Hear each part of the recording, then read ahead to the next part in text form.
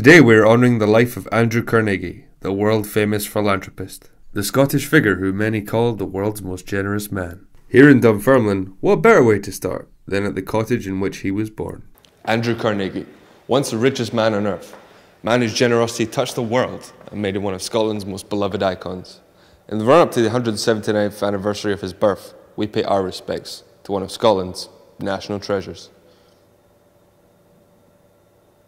Andrew Carnegie was born here in the cottage next door to this hall, and he had very humble beginnings. The whole family lived in the one little room, and his father was a handloom weaver. They found it very hard to compete with the prices of the factory linen because obviously it was mass produced and much cheaper to do so. Andrew Carnegie is perhaps best known for being a philanthropist, establishing 13 trusts and institutions before his death in 1919. During his lifetime, he bought and donated over 2,500 libraries, one of which is located here in Dunfermline. His largest single gift involved donating £80 million to start the Carnegie Corporation, a non-profit organisation dedicated to improving education. He made his fortune by buying shares and selling them in various companies, including iron companies initially, and then steel, and producing steel himself. A lot of people think that he didn't start to give his money away until he retired, but in fact when he was 33 years old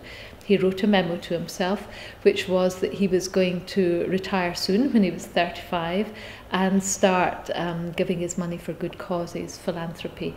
He didn't believe in charity. He wouldn't just hand the money over. You had to do something to get the benefit of the money, so he gave money for libraries and schools and swimming baths and so on. Library was no use unless you read the books, and likewise swimming baths no good unless you learned to swim. So he helped those who were prepared to help themselves. What property would you say you use the most? Probably Carnegie Hall, to go and see concerts and shows and things. It's not exactly a property, but you use the Glen a lot. He's built a lot of cool stuff like the library and the leisure centre.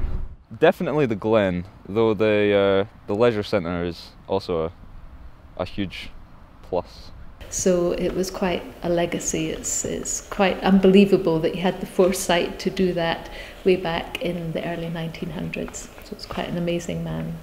Andrew Carnegie lived a long and interesting life. During that time he amassed a large fortune, which he always used to enrich the lives of others. Many of the buildings which Carnegie made public are still in use by the people of Dunfermline today. However, as hard as he tried to get rid of his wealth, he still died a very rich man. This is Laurie Bowman for ECTV.